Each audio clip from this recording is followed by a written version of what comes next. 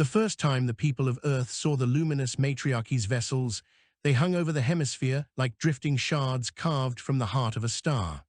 Thousands of them, gleaming with pale gold, arranged in spirals whose geometry defied conventional orbital logic. Their presence disrupted communication grids, gravity sensors, and even weather patterns, though not aggressively. It was more like the universe itself was stepping aside to make room for something that refused to obey its older rules. Nations panicked, fleets scrambled, scholars speculated, and people of faith whispered that their deities had finally sent envoys. Yet for all the uproar, the ships did nothing. They waited. They lingered with uncanny stillness, and then they opened.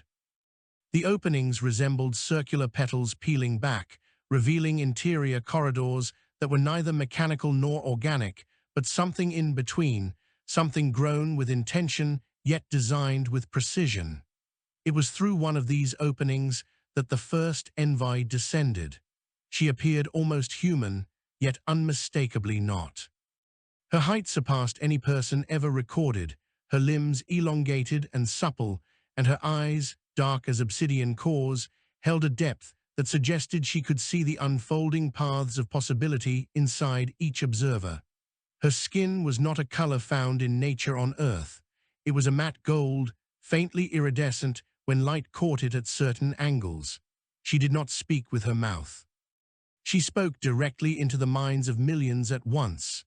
Her first words were not a declaration, not a demand, not even a greeting. They were an invitation. The people of Earth, she told them, stood on the cusp of a transformation. The matriarchy had long observed humanity's persistent refusal to surrender in the face of hardship, its capacity for invention even during collapse, its stubborn insistence that survival was a right rather than a privilege granted by circumstance. These qualities had drawn their attention. They had not come to conquer or annex. They had come to evaluate. Humanity was offered a trial, proved that they could stand among the greater civilizations, many of whom were ancient beyond measure, and they would gain access to realms of understanding that made current technologies seem like sharpened stones. Fail and Earth would remain isolated forever, its skies sealed by quivering partitions of light, unable to join the vast web of interstellar cultures and unable to explore beyond its little spiral of stars. The trial was simple in design, yet monumental in implication. Earth would choose an emissary, one individual to represent all of humankind. That emissary would journey to the matriarchy's crucible world, undergo a series of trials designed to test not merely intelligence or strength, but qualities the matriarchy deemed essential for interstellar maturity. Compassion, resilience, creativity, adaptability, moral judgment, and the ability to shape outcomes with neither cruelty nor hesitation. The envoy made it clear, much rested on the emissary's shoulders. If they failed, the matriarchy would close its gates forever. Days of global debate followed, yet consensus arrived more quickly than anyone expected.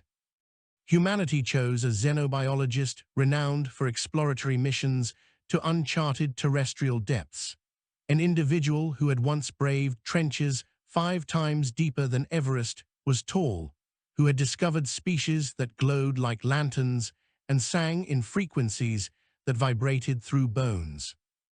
That explorer's name was Ionas Hartingale, a person whose life had been defined not by conquest or dominance, but by an unyielding fascination with the unknown. Ionas accepted without hesitation. The departure from Earth was unlike any launch ever recorded. There was no thunder of engines, no heat bloom from atmospheric burn. Instead, Ionas walked into the open corridor of the envoy's ship, and a shimmering membrane enveloped them like a gentle tide. Their body dissolved into particles smaller than photons, carried across the void through a lattice of compressed space-time, reconstituted on a world that had no name in any human language.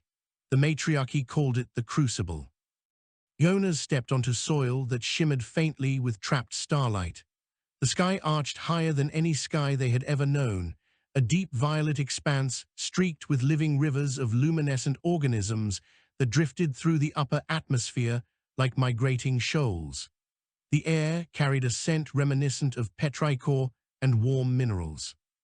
Every direction held something wondrous: floating landmasses tethered to the ground by curled metallic vines, crystalline growths that extended and retracted like breathing organs, colossal towers spiraling up from the horizon and weaving into the drifting clouds. A figure emerged from one of the towers, descending along a lattice of light. She resembled the envoy who had first appeared over Earth, but bore intricate patterns along her limbs, like engraved constellations. She introduced herself as Serastil, a custodian of the Crucible. Serastil welcomed Ionas with a nod that felt almost human in its familiarity, even if her movements carried a grace that surpassed anything Earth's physiology could replicate. Serastil explained the nature of the trials. Each one would appear as a scenario drawn from Iona's mind, yet altered by the Crucible's own interpretations. The world would shift around them, reconfiguring landscapes, conjuring entities, pressing challenges that required choices rather than brute solutions. Ionas would have no weapons, no external tools, only their knowledge, reasoning, and instincts. The Crucible rewarded ingenuity and punished folly in equal measure. Yet before the trials commenced, Ionas was given one night to rest. A resting chamber formed itself around them, a living structure that molded its contours to Ionas' body, adjusting temperature and texture to match what the Crucible perceived as comfort. Though grateful, Ionas barely slept. Their mind raced with anticipation, curiosity, and the weight of representing not just a nation or community, but the entire human species. What did it mean to carry the expectations of billions, to be the hinge upon which the future of their world rested? When dawn arrived, a dawn unlike any on Earth, rising from beneath the ground in ripples of glowing sand, Ionas stepped into the first trial. The landscape shifted in an instant. One moment they stood on crystalline soil, the next on a narrow ridge of basalt overlooking a yawning chasm where molten rivers churned far below. The heat was intense yet stopped short of burning, as if the Crucible manipulated the sensation to simulate danger without inflicting harm. Across the chasm, Ionas saw a figure trapped on a ledge, clinging to jagged stone. The figure was a duplicate of Ionas, identical down to the smallest detail. But the real Ionas quickly understood. The duplicate was not merely a reflection. It spoke, it pleaded, it demanded help. And above them, the sky darkened as shadows coalesced into monstrous silhouettes shaped from Ionas' deepest fears: predators, disasters, failures, regrets. The trial was not one of endurance, but empathy. Ionas had to reach the duplicate, guide them to safety, and confront the fears that gathered like a storm. They navigated the ridge, finding footholds where none seemed present, balancing against gusts of heated air that threatened to pitch them into the molten abyss. Each movement required precision and trust in their own instincts. The Crucible whispered doubts into the wind, but Ionas pressed forward, reaching the trapped duplicate. With measured calm, they coaxed the frightened version of themselves away from the edge, encouraging each step until the ridge expanded into a stable plateau. As soon as the duplicate reached safety, the swirling storm of fears dissolved into harmless motes of dust. The chasm sealed, the heat faded, and the landscape reconfigured. Serastil appeared beside Ionas, nodding with quiet approval. The first trial was complete, she said, though its significance lay not in the outcome, but in the manner of the choices made. Ionas had not hesitated to help another, even when that other was a reflection of their vulnerabilities, weaknesses, and uncertainties. But the Crucible was only beginning. There were more trials ahead, trials that would test not just compassion, but ingenuity, courage, adaptability, and the uniquely human drive to persist even when the odds crushed down like gravity wells. Humanity had a reputation for recklessness, for destructiveness, but also for creativity and resilience unmatched by most species. The matriarchy wanted to know, which qualities dominated Earth's people in the end. Ionas followed Serastil deeper into the newly formed landscape. Forests of metallic trees swayed in winds that did not exist moments before. Their branches chimed with harmonics produced by the bending of their alloys, forming intricate patterns of resonance. Ionas noted the similarities to certain Earth ecosystems, interlocked systems adapting dynamically to environmental changes, balancing order and chaos in continuous cycles. They soon reached a valley filled with obsidian monoliths inscribed with symbols that shifted too quickly to read. Serastil explained that the next trial would begin as soon as Ionas stepped among the monoliths, but she offered no hints. Each test was meant to reveal something fundamental, and guiding the candidate too directly would negate its purpose. Ionas inhaled deeply, grounding themselves in the familiar rhythm of their breath. They stepped forward, the world lurched, and the second trial began. The Valley of Monoliths did not merely change shape around Ionas, it changed meaning. The instant they stepped between the towering structures, each monolith ignited with pale blue luminescence, casting cascading reflections across one another until the entire valley transformed into a labyrinth of moving light. The symbols inscribed on the surfaces twisted into new configurations, forming patterns reminiscent of both mathematics and language, though belonging to neither fully. Ionas felt a gentle tug in the back of their mind, like a whisper urging them to understand something just out of reach. A hum rippled through the ground. The monolith slid apart, reconfigured, and closed behind Ionas, sealing off any attempt to retreat. Ionas turned in a slow circle, analyzing the positions of the structures, searching for patterns in their movements. The labyrinth was not random. Every shift adhered to unseen rules. They observed that each monolith altered its sequence of symbols before sliding, as if announcing its next move. The trial was not a test of memory alone. It demanded interpretation. Ionas approached the nearest monolith, tracing the floating symbols with their eyes, noting how they flickered between stable and unstable configurations. In unstable phases, the symbols dissolved into shimmering static. Stable phases aligned into geometric sequences that resembled branching trees or spiraling ferns, natural fractal forms. Ionas hypothesized that the stable forms signaled safe directions, while unstable ones marked hazards.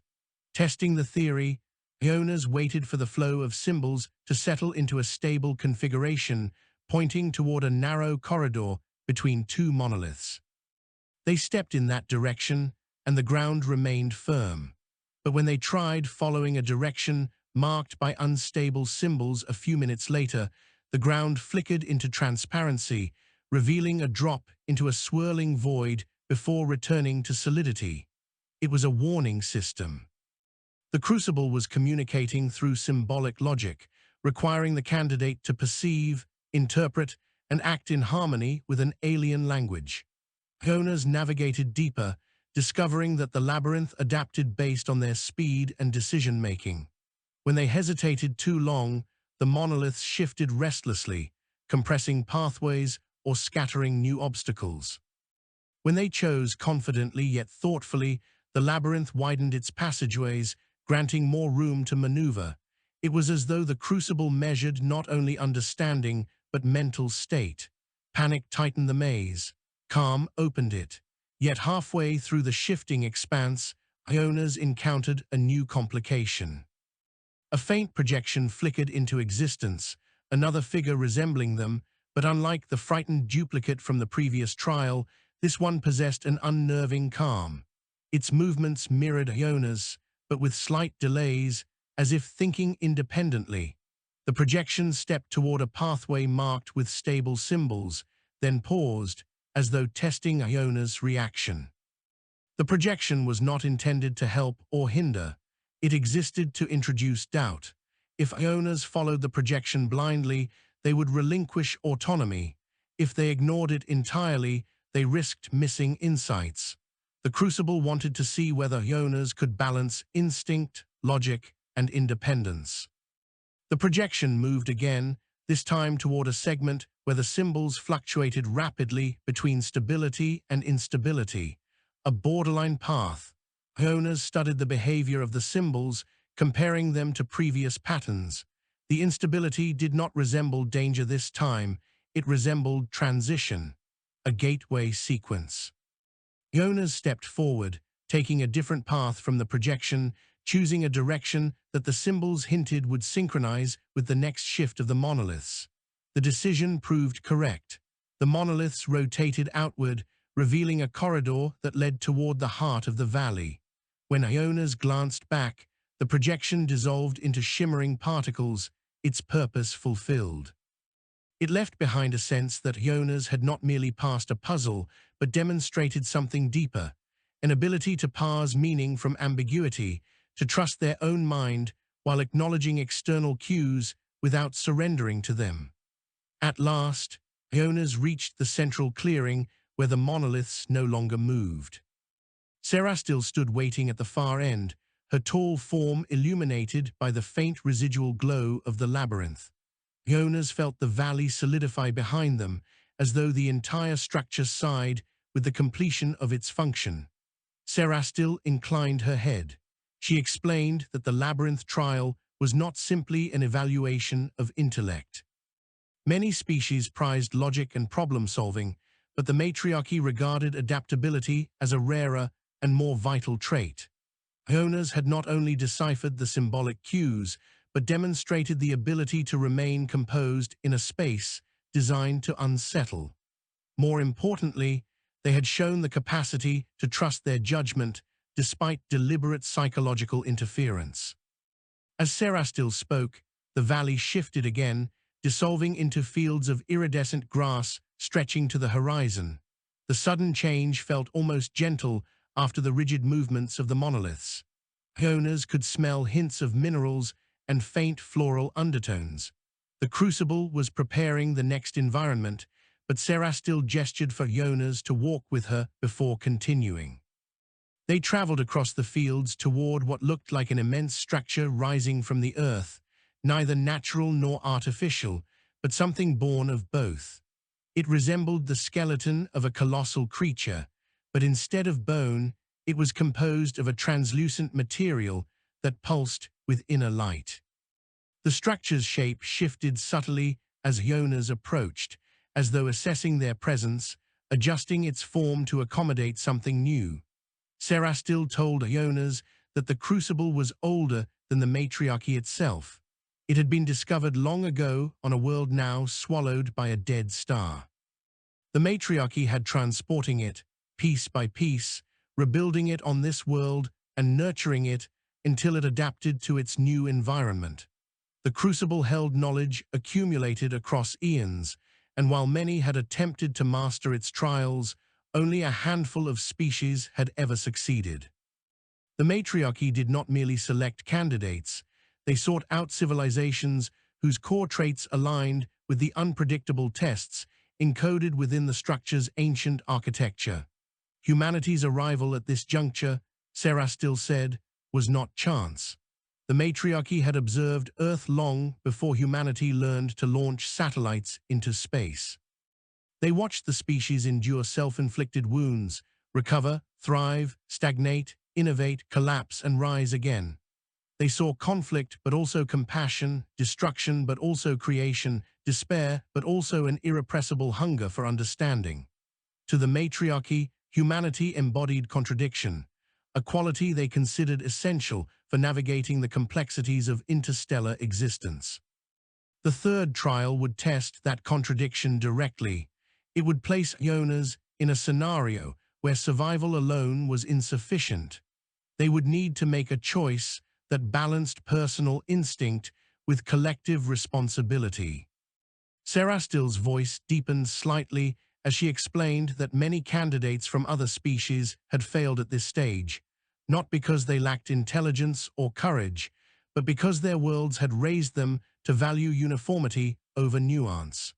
Humans, she believed, might approach the trial with a different perspective. As they approached the luminous skeletal structure, Ionas felt an electric tingle crawl across their skin. The entrance pulsed with warm hues, beckoning them inward. But before Ionas stepped inside, Sarah still paused and placed one elongated hand gently on their shoulder. She told Ionas that the Crucible did not seek perfection. It sought authenticity.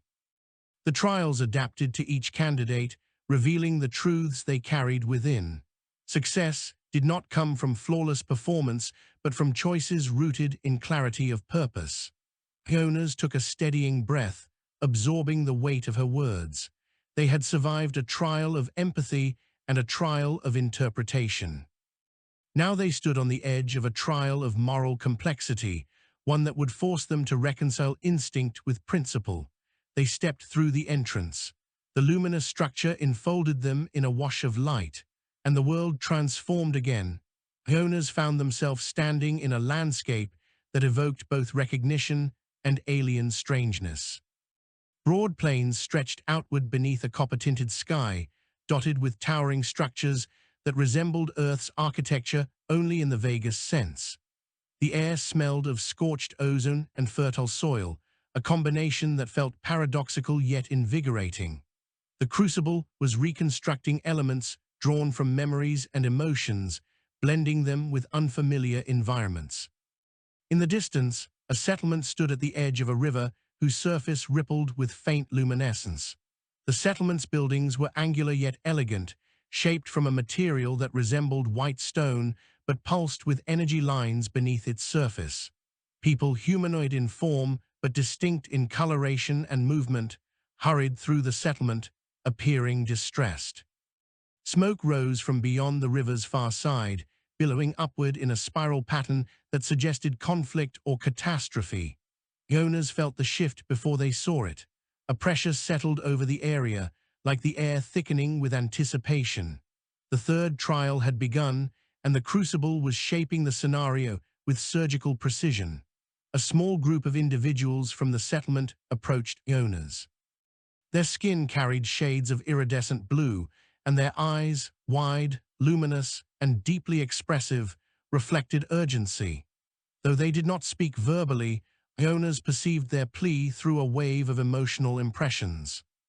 Across the river, a group of their people had been trapped by a rapidly spreading wildfire fueled not by natural combustion, but by unstable energy discharges from a fractured conduit buried beneath the earth. The fire moved in strange patterns, guided by magnetic distortions and rippling with flashes of pale green light. The trapped group included children and elders who could not outrun the spreading danger. The settlers asked for help, but the path to the trapped group was fraught with peril. Direct routes were blocked by collapsed structures and intense energy surges that twisted the air into shimmering curtains capable of disintegrating anything that passed through. The settlers had tried multiple rescue attempts already, each had failed. They looked at Ionas with a mixture of fear, hope, and resignation. They expected nothing, they needed everything. Ionas surveyed the terrain, analyzing the pattern of the energy pulses, noting the timing of each surge. The fire did not behave like a natural blaze. It moved almost intelligently, its flickering edges reacting to environmental stimuli. The fractured conduit beneath the ground emitted waves that influenced the fire's movement. If Ionas could track those pulses, they might find a path through the chaos. The settlers led Ionas to the riverbank, where a narrow crossing existed, a bridge of sorts composed of hexagonal tiles that floated just above the water. The tiles shifted with the river's current, glowing brighter whenever energy pulses rippled through the landscape. Ionas knelt beside the edge of the bridge, placing a hand on the tiles to feel their reaction. The pulses of energy traveled in a predictable rhythm. If timed correctly, one could cross when the tiles were most stable. But reaching the trapped group was only part of the task. The scenario forced Ionas to weigh risk against necessity, instinct against strategy. They could rush in blindly, maximizing speed, but amplifying danger. Or they could take a slower, calculated approach, relying on observation and precision. Panic urged haste. Experience urged caution. The settlers watched, holding their collective breath. Ionas chose balance. They timed their steps with each energy pulse, crossing the river at the bridge's most stable intervals. On the far side, the heat intensified, though it felt regulated, enough to create urgency without allowing simple endurance to replace necessary thinking. Flames roared and twisted in unnatural patterns, snaking around collapsed structures and leaping from one energy pocket to another. Ionas found the trapped group huddled behind a partially collapsed wall of glowing stone. The elders shielded the children with their bodies, their expressions resolute yet filled with despair. When they saw Ionas, their eyes widened, reflecting disbelief. They expected no outsider to come for them. Ionas studied their surroundings. A direct evacuation through the main street was impossible. The energy surges would sweep across it within minutes. But the collapsed structures formed a network of tunnels beneath the surface, narrow, partially shielded from the pulses. Ionas crawled into one of the tunnels, testing its stability and mapping its path. It twisted unpredictably, but it avoided the strongest surges. It could work if they moved quickly and carefully. Returning to the trapped survivors, Ionas guided them into the tunnels, encouraging them gently, using gestures and tonal cues to convey reassurance. The tunnels were cramped, forcing the group to crawl in single file, with Ionas moving ahead to scout each turn. The heat from the surface fire seeped through cracks, bathing the passage in fluctuating warmth. At times, the ground trembled with the force of distant pulses, and dust rained down. But the tunnel held. The Crucible had designed it to test trust, determination, and improvisation, not to guarantee success or failure. Halfway through the tunnel network, Ionas encountered a fork where both paths seemed equally viable. But subtle clues distinguished them. Faint vibrations along the left tunnel indicated the proximity of a larger energy conduit, while the right tunnel remained steady. Ionas chose the right path, guiding the group onward. Emerging near the river, Ionas helped each survivor climb up through an opening where the heat had scorched the soil into smooth obsidian. The settlers on the far bank cheered, not with loud cries, but through waves of emotion projected into the air. Relief, gratitude, and hope coalesced into a palpable force that washed over Ionas like warmth. But the trial was not yet complete. A sudden surge erupted from the fractured conduit, sending a shockwave through the landscape. The river boiled briefly, and the bridge of hexagonal tiles flickered erratically. The rescued group stood behind Ionas, while the settlers waited on the far shore. If the bridge collapsed, those behind Ionas would be stranded on a burning side of the river. Ionas analyzed the surge pattern. The bridge would stabilize temporarily after each major pulse. They counted the intervals, memorizing the timing, and prepared the group to cross during the lull. When the moment arrived, Ionas led them onto the tiles, urging them forward with steady gestures. The tiles beneath their feet vibrated and dimmed, but did not break. As the last survivor stepped onto solid ground, the bridge dissolved into the river, losing coherence and sinking beneath the glowing water. The Crucible had allowed just enough time, no more, no less. The settlers gathered around Ionas, expressing gratitude in a chorus of emotion that resonated directly in the mind. Their relief was overwhelming, tinged with awe. They viewed Ionas as a beacon, someone who had faced the fire and brought their people home. As the settlement shimmered and dissolved into motes of light, the scenario faded. Ionas found themselves once again beside Serastil, who regarded them with an expression that might have been pride. She explained that the third trial examined not only courage, but the ability to weigh choices that affected others. The Crucible watched for decisions made in panic, selfishness, or recklessness. Ionas had demonstrated balance, swift enough to act, deliberate enough to think, compassionate enough to prioritize lives over ease. The air around them began to shift, preparing the transition to the fourth trial. But Sarah still lingered a moment longer, her obsidian eyes reflecting the remnants of the fading scenario. She told Ionas that humanity's greatest strength was not its intelligence or its resilience, though both were formidable. It was their unwavering tendency to reach for one another, even when surrounded by danger. That quality, she said, was why Earth had been given this chance. The ground trembled beneath their feet, new landscapes formed at the edges of vision. The Crucible was ready for the next stage. Ionas inhaled deeply, preparing. They did not know what the coming trial would demand. They only knew it would push them further than before, into territories of the mind and spirit no human had ever walked. And so Chapter 1 approached its closing arc, with Ionas stepping forward as the luminous horizon rearranged itself into shapes that promised transformative challenges ahead.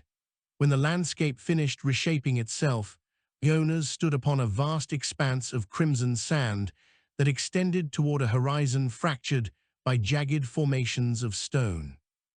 The sky hung low and heavy, painted in gradients of muted gold and storm gray.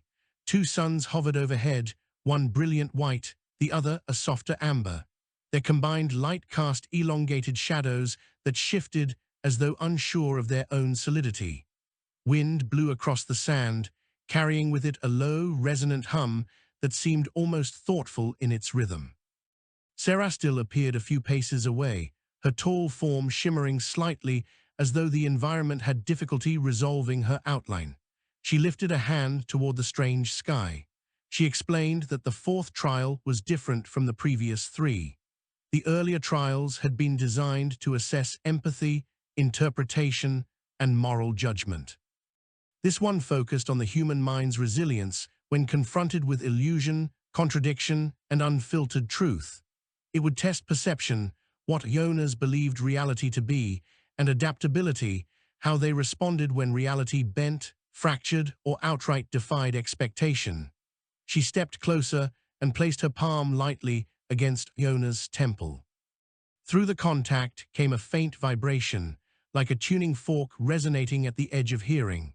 She told Ionas that the Crucible would draw upon not only their memories, but their assumptions, doubts, and subconscious fears.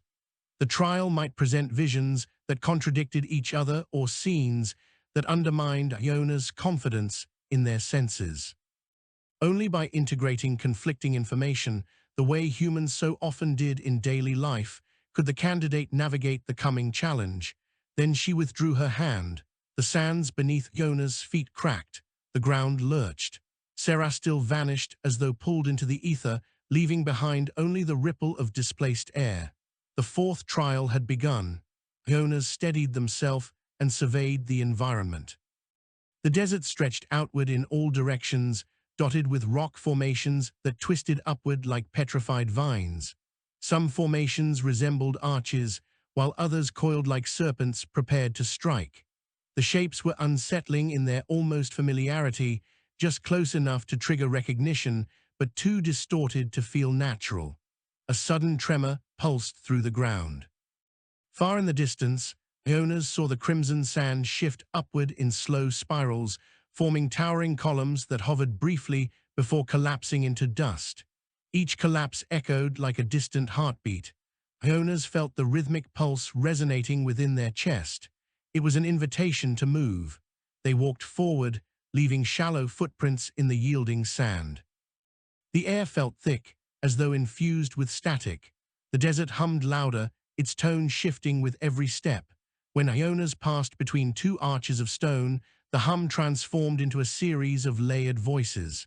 They were indistinct at first, overlapping in discordant murmurs, but as Ionas approached a fallen obelisk carved with spiraling grooves, the voices became clearer. They spoke Ionas' name.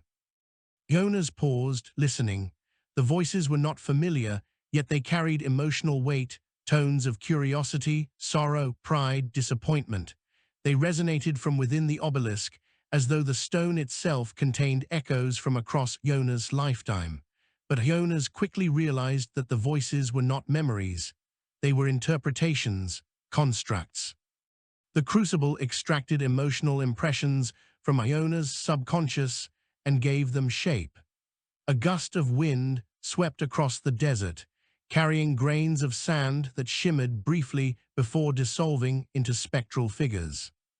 They were people, dozens of them, each one resembling someone Ionas had known at some point in life. Teachers encountered briefly during childhood, colleagues from scientific expeditions, strangers glimpsed on distant shores. None of them looked quite right. Their faces flickered, as though assembled from half-remembered details. Their mouths moved, but the words drifting from them were disjointed, fragments of encouragement, warning, laughter, and doubt. The figures encircled Ionas, but did not approach closer. They hovered, suspended between solidity and dispersal, their presence a reminder that recollection was always imperfect, and that the mind often filled missing details with invention. Ionas understood the trial's intent. The Crucible was probing how they navigated uncertainty, how well they distinguished between internal truth and external distortion. One of the spectral figures stepped forward, stabilizing fully. It resembled someone Ionas had once admired deeply, a mentor who had guided their earliest explorations into the unknown. The figure's eyes were bright, steady, and filled with a quiet affection that stirred old memories. "You should not be here," the figure said, though the voice did not match the mentor's exactly. It carried undertones of Ionas' own doubts. "This challenge was not meant for someone like you." Ionas watched the figure carefully. They listened but did not engage, recognizing that responding emotionally could entangle them in the illusion. The Crucible was testing perception, not sentiment. Still, the air around the figure pulsed with sincerity, making it difficult to dismiss the apparition outright. Another figure materialized beside the first, this one resembling a childhood rival whose presence once sparked competition and insecurity. That figure smirked and crossed its arms. "You think you can carry the weight of billions? That arrogance will be your undoing." More figures emerged, speaking contradictions, doubts, warnings, and affirmations. They formed a chorus of conflicting voices that tugged at Ionas from all sides. Ionas closed their eyes briefly, anchoring themselves in breath and bodily sensation. They reminded themselves that these were not real people, but manifestations, mirrors made of memory and insecurity. They allowed the voices to wash over them without reacting, discerning patterns in the noise. The Crucible seemed to be evaluating how Ionas filtered overwhelming sensory and emotional input without losing clarity. When Ionas reopened their eyes, the figures dissolved into mist, carried away by a sudden shift in wind. The desert darkened as thick storms gathered in the distance. Massive clouds, tinted violet and black, churned toward Ionas, crackling with energy. Forks of lightning snaked horizontally across the sky, illuminating the rock pillars in searing flashes. The storm rolled in with startling speed. Sand lifted into spirals around Ionas, forming walls of dust that moved as though guided by invisible hands. The storm's center opened like a great maw, revealing an immense vortex descending from the sky. The vortex pulled at everything, sand, stone, and Ionas themselves. The pull was not purely physical. It vibrated within the mind, whispering doubts in the voice of 1,000 truths and illusions blended together. Ionas braced themselves, planting their feet firmly as the ground beneath them trembled. Then the vortex shifted, shrinking into a narrow funnel of spiraling energy that condensed into a single figure at its core. The energy peeled away like layers of mist, revealing a new apparition, one far more unsettling than the earlier echoes.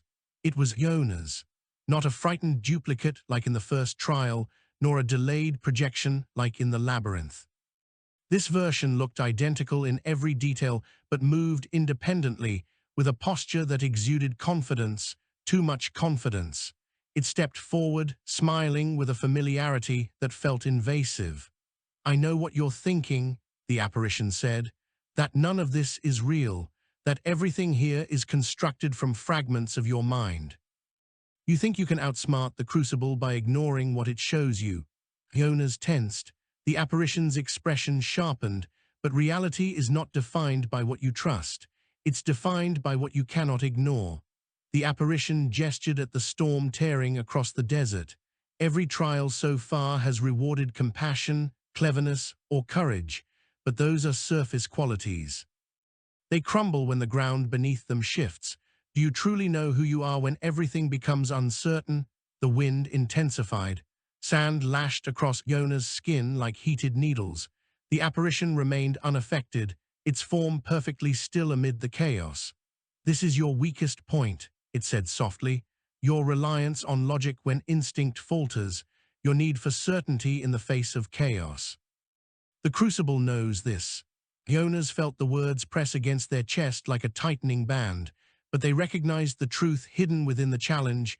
The apparition was not there to break them, but to reveal the internal conflict between self-doubt and self-awareness. The storm roared.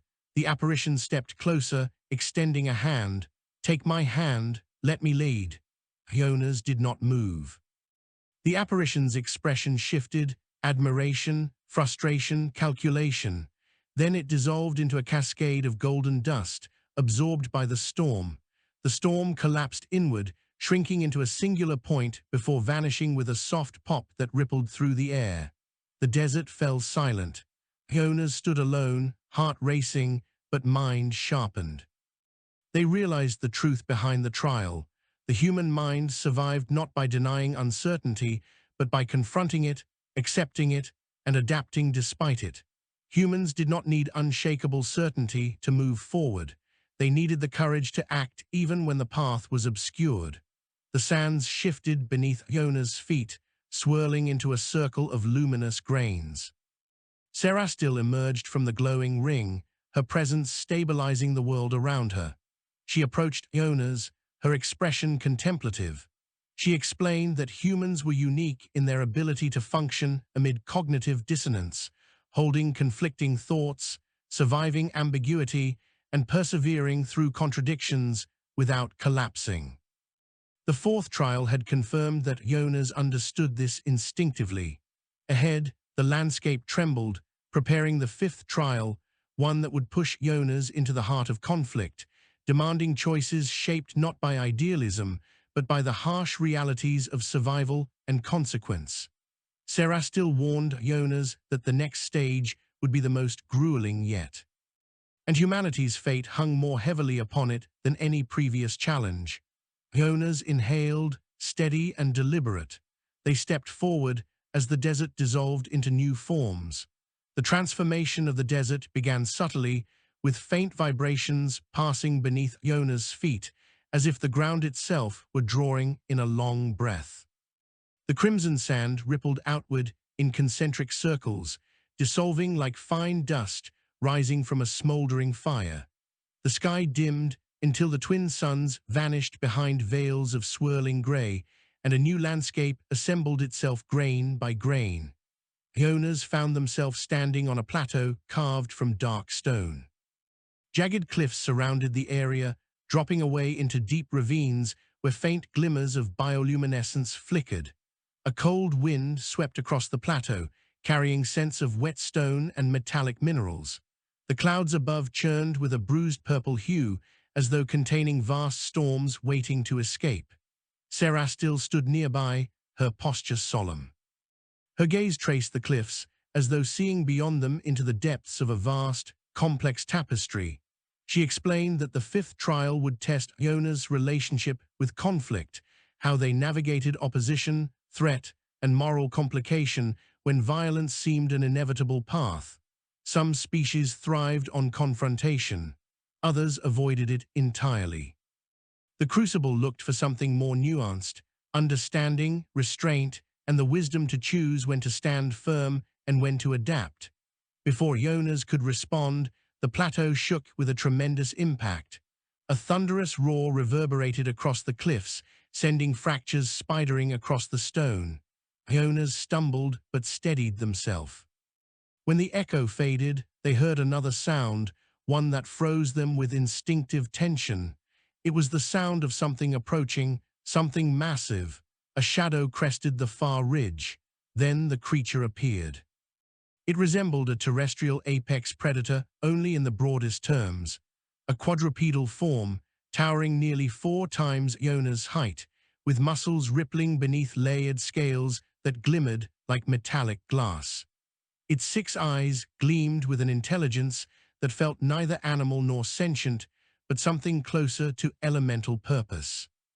Its broad maw opened to reveal layers of serrated teeth that seemed to refract faint glimmers of blue light. The creature lowered its head and roared, an earth-shaking bellow that vibrated through Iona's bones. Serastil stepped backward, her voice carrying a calm that contrasted sharply with the monstrous presence before them. She told Ionas that this entity was a construct of the Crucible. It was not alive in the true sense, yet it was not an illusion either. It possessed weight, thought, instinct, and the capability to cause real harm. Its role was not to kill, but to provoke decisions, how Ionas assessed threat, risk, and the interplay between survival and principle. Then Serastil vanished, leaving Ionas alone. The creature advanced, each footfall sending tremors through the stone. Ionas raised their hands, palms open, adopting the posture they had used when approaching territorial creatures in Earth's uncharted regions.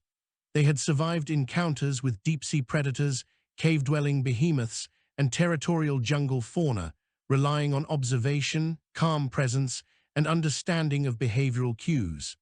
The creature halted, its 6 eyes narrowing. It lowered its head, nostrils flaring as it drew in Iona's scent. Its breath carried heat tinged with ozone. Ionas resisted the instinct to retreat. Instead, they maintained steady breathing and studied its posture. It was not preparing to pounce. Not yet. The creature's tail lashed once, striking a boulder and shattering it into shards. It was testing Ionas, asserting dominance, measuring reaction. Ionas stepped slowly to the side, maintaining a non-threatening stance while observing the terrain. The cliffs surrounding the plateau formed natural channels and choke points. If the creature charged, there would be limited room to maneuver. The ravines glowed faintly, suggesting active energy currents below the surface. Ionas needed to understand the environment as much as the creature.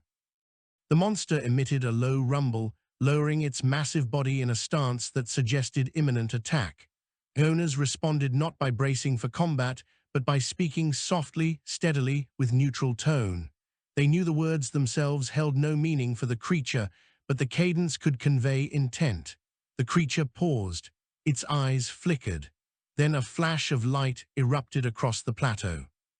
A second creature appeared, smaller than the first, but similar in form.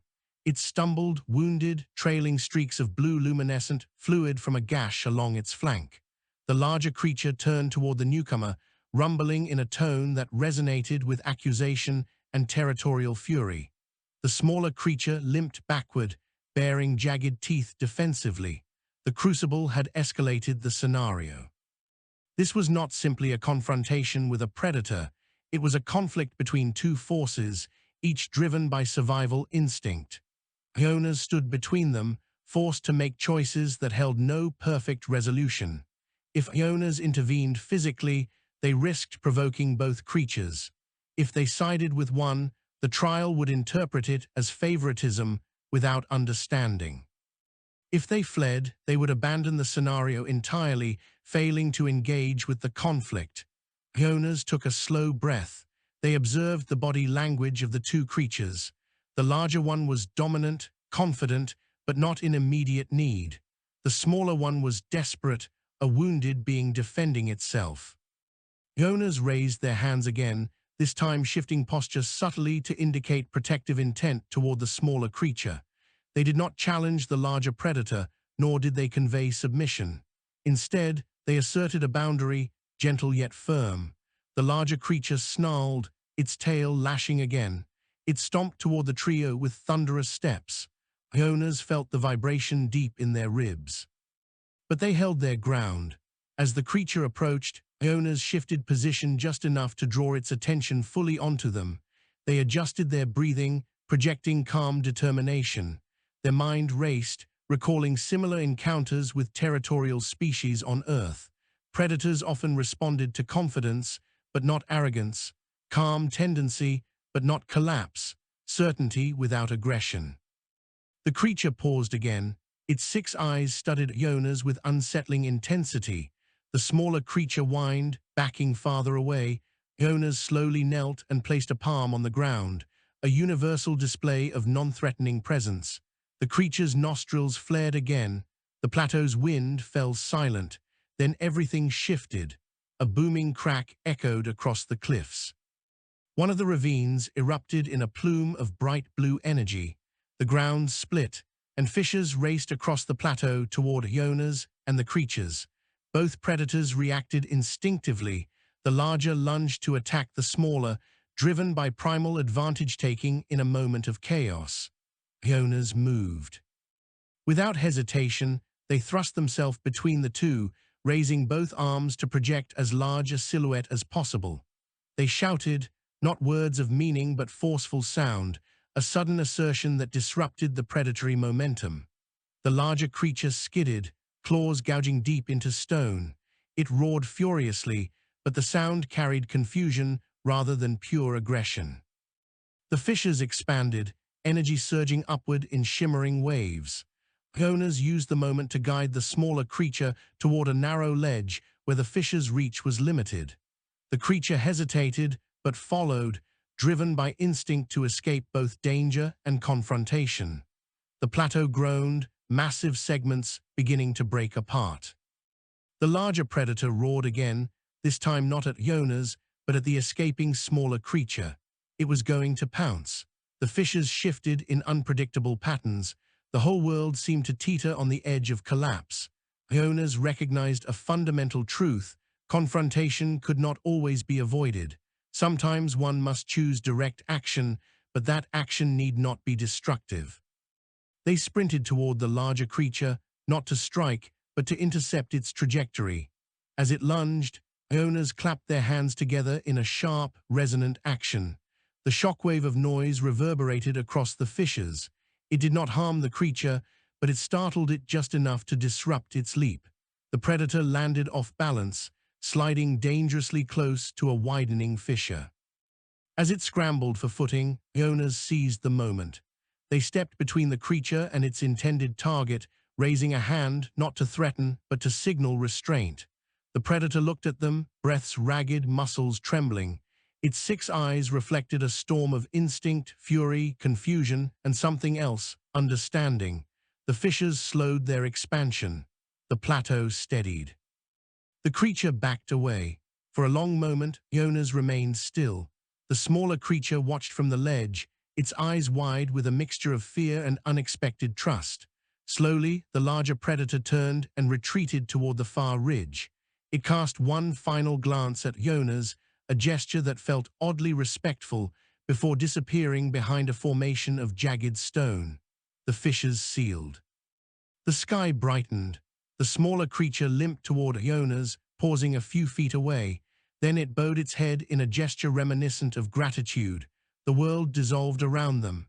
Serastil appeared, her expression thoughtful and deeply impressed. She explained that the 5th trial had been designed to push candidates toward violence, to see whether they defaulted to it under stress. Many species that had attempted the Crucible resorted to force. Few sought resolution without dominance. Ionas had demonstrated something rare: the courage to face danger directly while refusing to escalate conflict unnecessarily. They had intervened, protected, asserted boundaries, and navigated chaos with a balance that respected life without surrendering agency. Serastil told Ionas that only one trial remained, and it was the most consequential of all.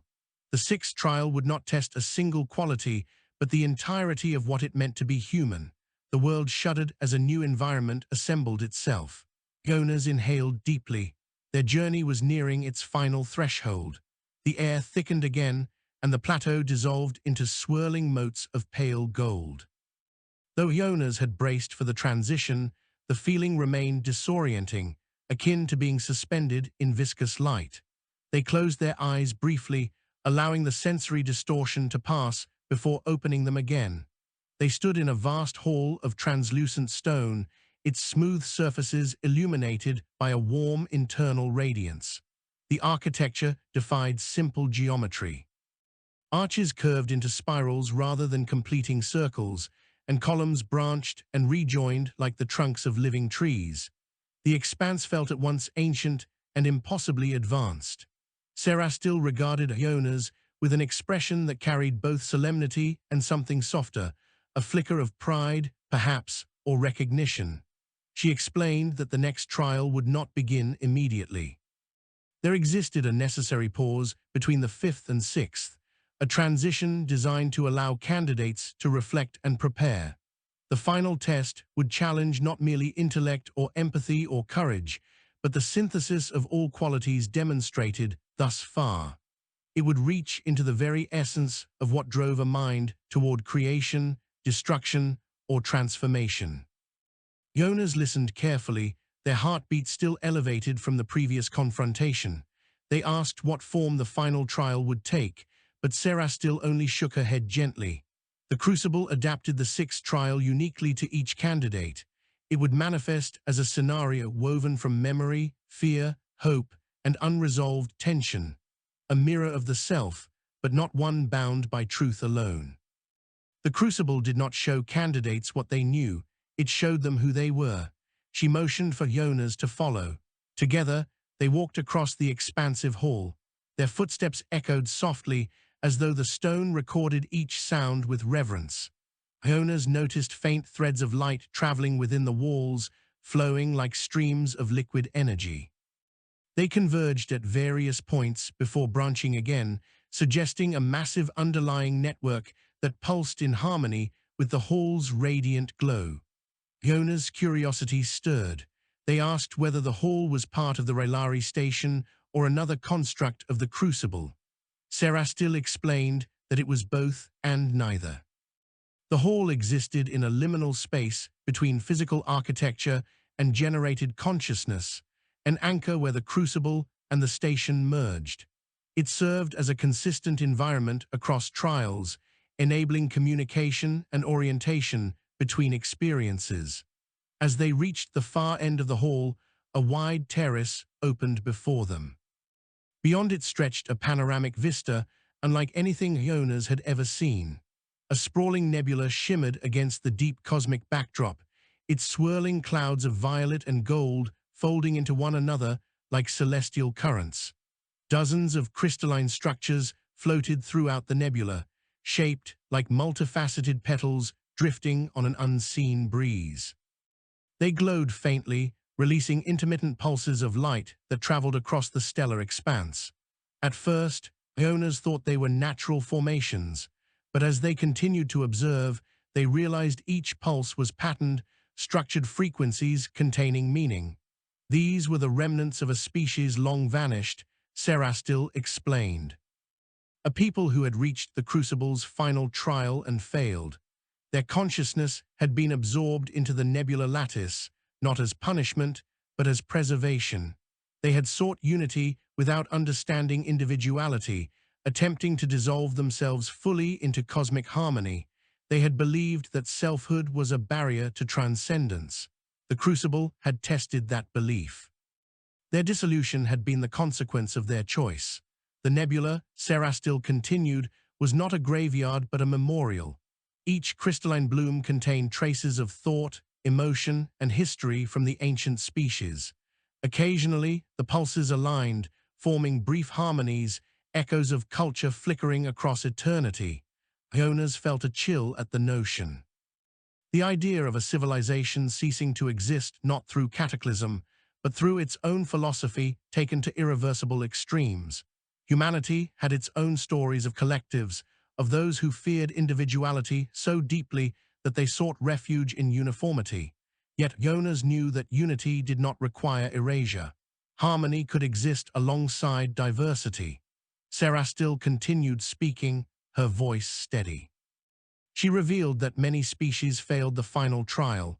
Some faltered due to fear, others due to pride, still others due to an inability to reconcile conflicting truths within themselves.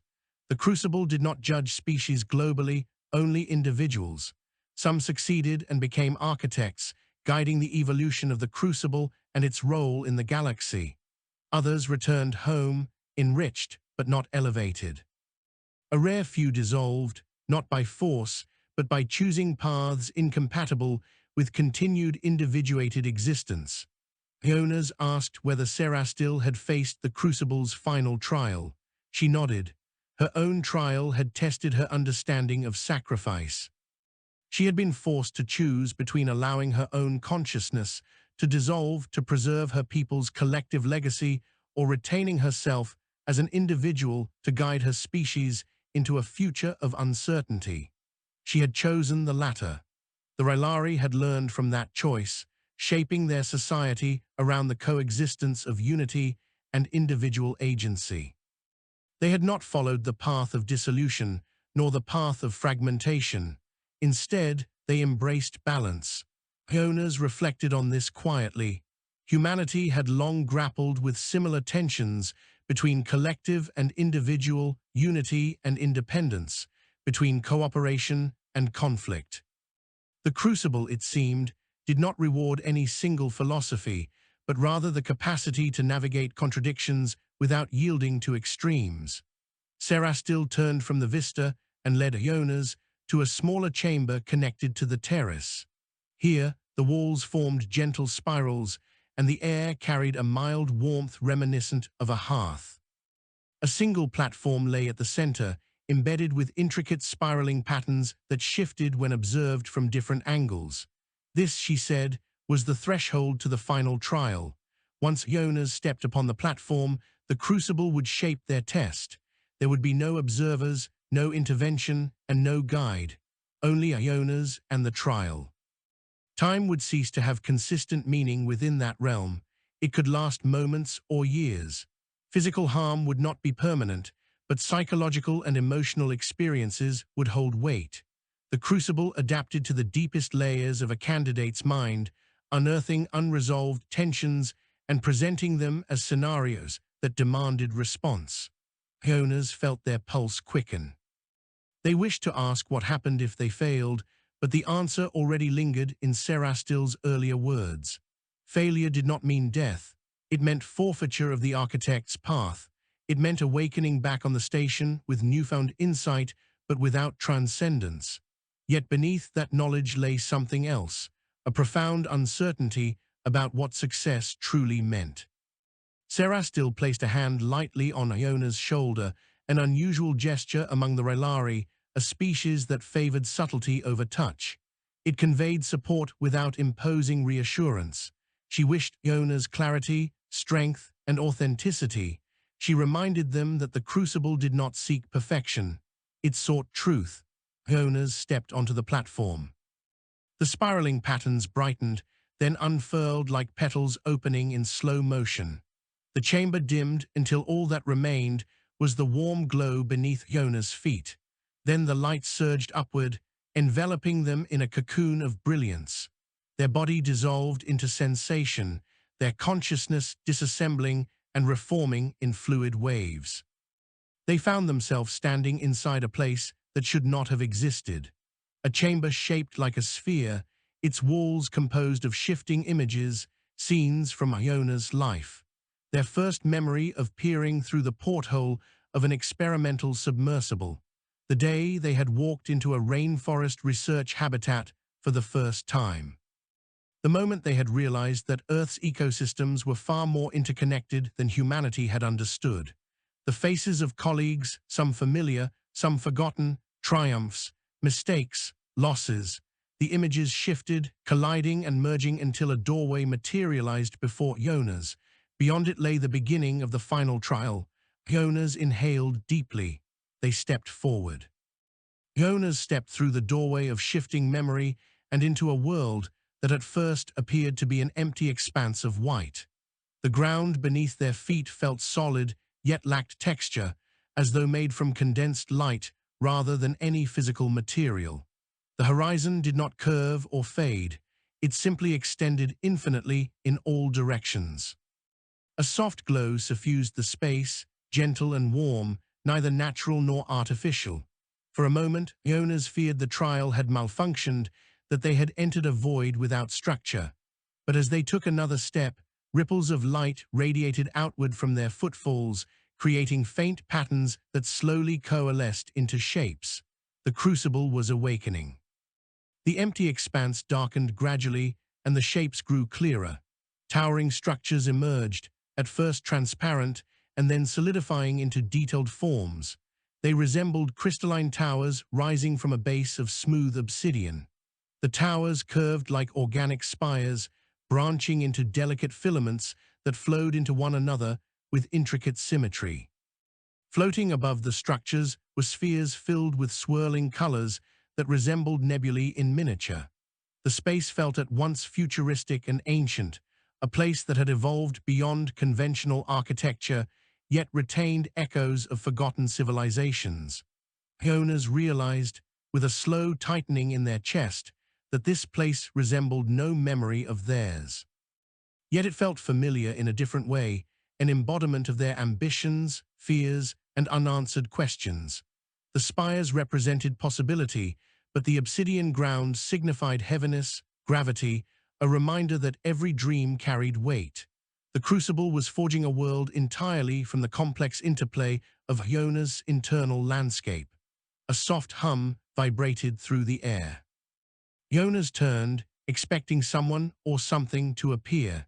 Instead, a figure emerged from one of the crystalline spires. At first glance, it resembled a human silhouette, but as it stepped into clearer view, Ionas saw that its body was composed of layered reflections, as though formed from overlapping fragments of mirror-bright surfaces. Its face shifted between neutral expressions, never settling into a stable identity. Its eyes glowed with a faint blue luminance, swirling with patterns reminiscent of star clusters. The figure spoke, its voice layered with harmonics that resonated not in the air but in Ionas' bones. It called itself the Arbiter of Resonance, a manifestation of the Crucible's final examination. Ionas understood instinctively that the Arbiter was not a being but a mechanism, a consciousness woven from the trial's structure, reflecting the fusion of Ionas' experiences and the Crucible's purpose. The Arbiter explained that the final trial would not be a single test, but a series of interconnected scenarios exploring the core of Ionas' identity. It would draw from their past, amplify their uncertainties, question their convictions, and expose contradictions within them. The goal was not to defeat or overcome, but to understand, to emerge with clarity of self.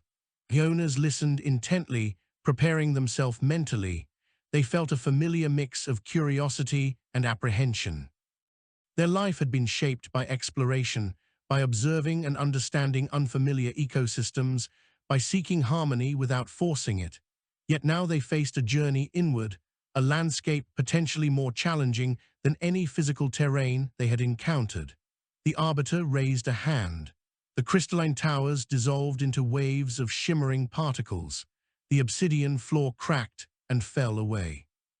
Ionas felt as if they were plummeting, but the sensation shifted before fear could take hold. They landed on solid ground, a landscape entirely unlike the one before. A dense forest stretched around them, illuminated by soft yellow light filtering through a canopy of enormous leaves. The forest air felt humid, carrying scents of moss and rich earth. Brightly colored insects flitted between the foliage, emitting gentle glows like drifting embers. The sound of distant water echoed softly. Ionas recognized this place. It was the rainforest habitat on Earth where they had first developed a profound understanding of ecological interdependence. This forest held formative memories, the first field expedition they had led, the first time they had watched a ground predator and a canopy herbivore interact in a delicate balance, the moment they had realized how a single disrupted link in the chain could ripple outward to devastating effect. But something was wrong. The forest shimmered strangely, as though viewed through rippling water. The canopy swayed without wind. The insect glows flickered erratically, at times extinguishing entirely. A faint vibration permeated the air, subtly destabilizing the environment. The Arbiter appeared beside Ionas, though its presence seemed less physical here. It explained that the trial had recreated the habitat as a manifestation of Ionas' relationship with balance and disruption. Their task was to identify the disturbance and restore equilibrium, or to understand why it could not be restored. Ionas began walking through the forest, feeling the damp soil beneath their feet. They studied the vegetation, noticing subtle inconsistencies. Some leaves bore unnatural discoloration. Branches sagged under weight that should not have been there. A few small mammals observed Ionas from the shadows, their eyes reflecting apprehension. The sound of flowing water grew louder as Ionas approached a small river, but its current moved irregularly, forming whirlpools that vanished abruptly. Kneeling at the riverbank, Ionas cupped the water in their hands. It glowed faintly, reacting to their touch. The glow pulsed rapidly, showing signs of instability. Ionas sensed that the river's energy was tied directly to the forest's health. Something was poisoning the flow, not a physical toxin, but a conceptual one. Ionas closed their eyes and inhaled deeply, attuning to the subtle rhythms of the forest. They reached into their memory, recalling years of observing natural cycles. Every ecosystem possessed balance points, thresholds beyond which stability faltered. The Crucible required them to interpret these thresholds not as external observers, but as participants. They followed the river upstream, where the vegetation grew increasingly distorted. Trees twisted at odd angles. Flowers emitted faint, discordant hums. The air grew heavier, vibrating with imbalance. Eventually, Ionas reached a clearing where a familiar figure knelt beside the riverbed. Their breath caught. The figure looked exactly like Ionas, but younger, only a few years into their research career. Their posture was tense, their expression filled with frustration. They clutched a fallen branch in one hand and struck the water repeatedly, causing ripples that radiated outward with unnatural force. Ionas approached slowly.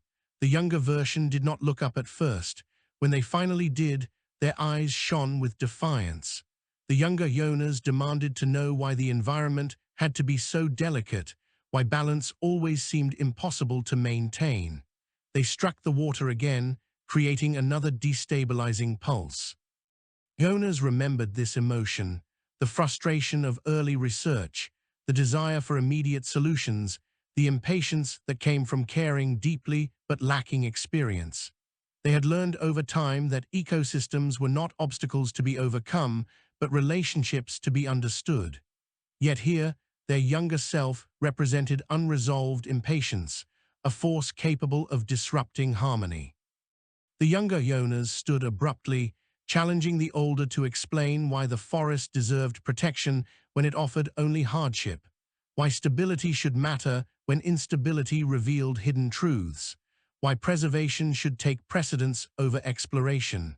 These questions were not malicious, they were born of passion and naivety. But they reflected conflict within Ionas, between curiosity and responsibility, discovery and restraint. Ionas approached their younger self, choosing calm over confrontation. They spoke of patterns observed, species narrowly saved from extinction, habitats restored through patient effort. They acknowledged that frustration had been real, that ecosystems often resisted understanding, that nature's complexity felt at times like an affront. The younger Ionas listened, though their tension did not ease entirely. Ionas reached out, placing a hand gently on their younger counterpart's shoulder. They explained that exploration and preservation were not opposing forces, but complementary ones. Discovery enriched stewardship. Stewardship preserved the possibility of future discovery. Balance was not static. It demanded constant learning, adaptation, and humility. The younger Ionas slowly lowered the branch. The river's glow stabilized slightly. The arbiter appeared behind them, its voice resonant. It declared that understanding had been reached, but the trial was not yet complete. The younger Ionas dissolved into particles of light that flowed into the river. The forest shimmered, regaining vibrancy, but the ground trembled. The scene fractured like a mirror struck by invisible force. The forest dissolved, replaced by a barren landscape of jagged stone and ash-gray soil. The sky darkened to a deep crimson hue, streaked with black clouds. A distant rumble echoed across the wasteland. Ionas felt a cold wave of dread. This place resembled Earth, but not as it had ever been. It was Earth as humanity feared it might become if environmental collapse went unchecked.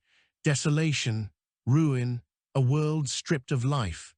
The Arbiter materialized again, its form more fractured now, as though struggling to maintain cohesion. It informed Ionas that the second scenario represented consequence, not memory but fear. Humanity's potential to destroy the worlds it touched, not through malice, but through negligence, ambition, or ignorance. Ionas walked through the wasteland, feeling the uneasy crunch of brittle soil underfoot. There were remnants of structures, ruined foundations, twisted metal, fragments of tools. No corpses, no markers of recent death. This place represented an aftermath long past. The wind carried a low moan. Ionas approached a shattered dome whose translucent material had cracked into spiderweb patterns. Inside, they found distorted images projected across the inner surface.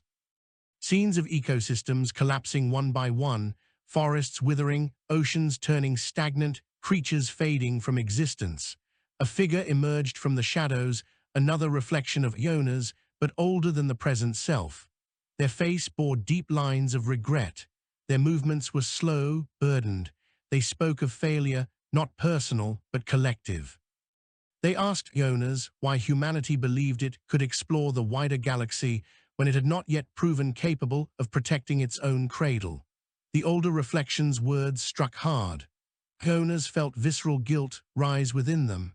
They had dedicated their life to preservation, yet even they had sometimes wondered whether humanity's reach had exceeded its capacity for responsibility. The reflection challenged Ionas to answer a critical question.